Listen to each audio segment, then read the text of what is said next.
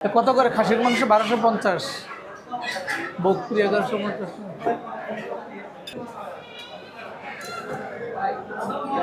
ঠিক আছে। এই ওজন যন্ত্র কবে নিচ্ছেন এটা? এই যন্ত্রটা কবে? নতুন তো কবে এটা? 6 মাস। হ্যাঁ, আচ্ছা ঠিক আছে।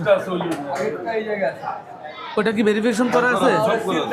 সিলটা দেখেন তো, সিলটা কত, মেয়াদটা কত আছে? মেয়াদ কত আছে? বিএসটি এর সিল আছে? তো কাগজ দেখাইতে পারবেন? একটু কাগজটা দেখান। একটু কাগজটা দেখো। তুমি কাগজটা বের করো, আপনি ওই পাশের দোকানে নিয়ে আসেন। আসেন। এগুলা কিভাবে এরকম এভাবে ওপেন স্পেসে রাখতেছেন? এগুলো তো বাইরের থেকে ডাস্ট এসে পড়তেছে। এভাবে এটা তো এই সিস্টেমে তো হয় না। এটা কি স্বাস্থ্যসম্মত উপায় হয় এটা? না ঠিক আছে, কিভাবে? ঠিক তো নাই।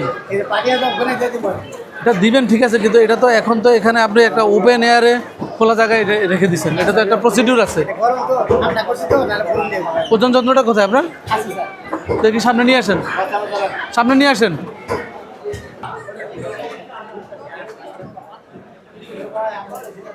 ঠিক আছে, এই ওজন যন্ত্রটা একটু দেখি ভাই।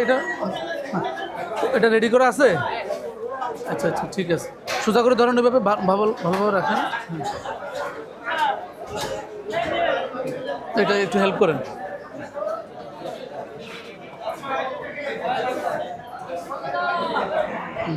এই যন্ত্রের ভেরিফিকেশন সনদ নিতে হয়, ওটা কি আছে আপনাদের কাছে? আছে সনদটা?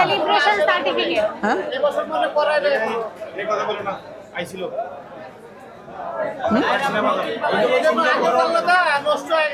আচ্ছা সিলভার আছে, ঠিক আছে। আপনার ওজন যন্ত্র কোথায় দেখি? এটা ইয়ে করো, রেডি করো।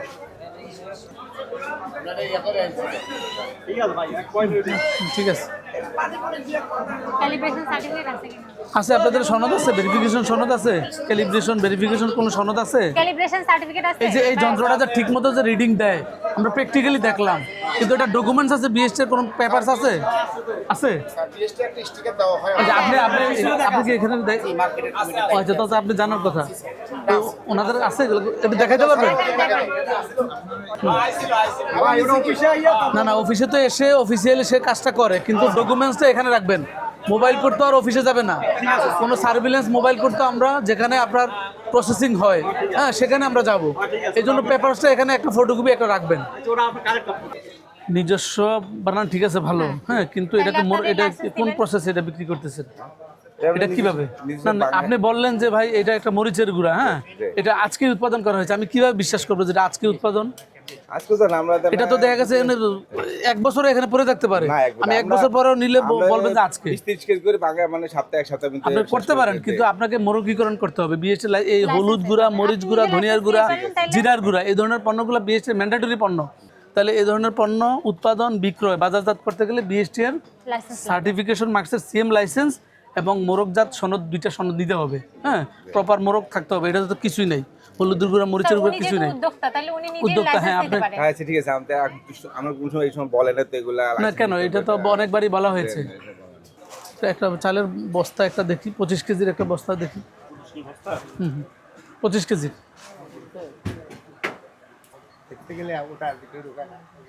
150 গ্রাম কম আছে।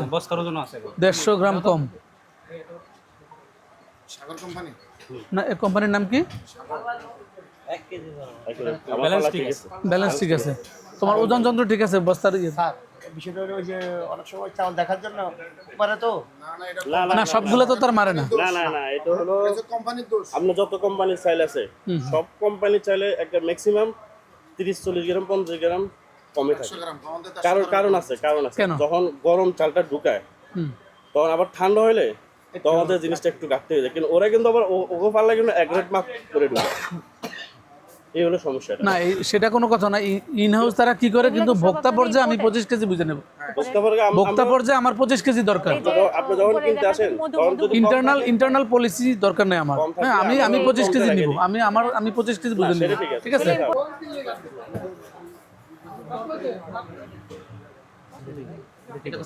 তো এটা ঠিক থাকলো কিভাবে? তাহলে তুমি যে উদাহরণ দিলে উদাহরণ কাজে লাগছে এখন? কোম্পানি আলাদা হোক, আমি 25 কেজি এটাতে বুঝে পেয়েছি এটা ওকে, ওইটাতে পাই না, ওইটা ডিসকোয়ালিফাইড। বস্তা সহ আমরা সামনে ফলো আপে আসবো, আসার পরে আমরা সাগর কোম্পানিকে সেটা অফিসিয়ালি আমরা সেটা অন্যভাবে দেখবো, কিন্তু ভোক্তা পর্যায়ে আপনি কি সাপোর্ট দিচ্ছেন, কত কেজি কিভাবে দিচ্ছেন সেটা আমরা এখানে মিলিয়ে দেখবো। আপনাকে একটা ফাইন করা হলো, করার পরে আপনি আলটিমেটলি সাগর কোম্পানির কাছে তো যাবেন যে তোমার মাল বিক্রয় করতে গিয়ে কিন্তু আমার জরিমানা খাইছি, তখন তো সে শুদ্ধ হয়ে যাবে, যেহেতু তুমি চাল উৎপাদন করো না। কিন্তু তোমাকে মেসেজটা কি করে কনভে করতে হবে, মেসেজটা সাগরের কান পর্যন্ত পৌঁছাতে হবে। আমরা তো অফিসিয়ালি পৌঁছাবোই, কিন্তু আপনি এজ এ একজন ব্যবসায়ী হিসেবে আপনার দায়িত্ব, ঠিক আছে? হ্যাঁ, তাহলে আজকে আমরা আসলাম, আমরা রোজার আমরা তো রেগুলারলি মনিটরিংয়ে থাকি, আবার যে কোনো সময় ফলো আপে আসবো, ঠিক আছে? Thank you.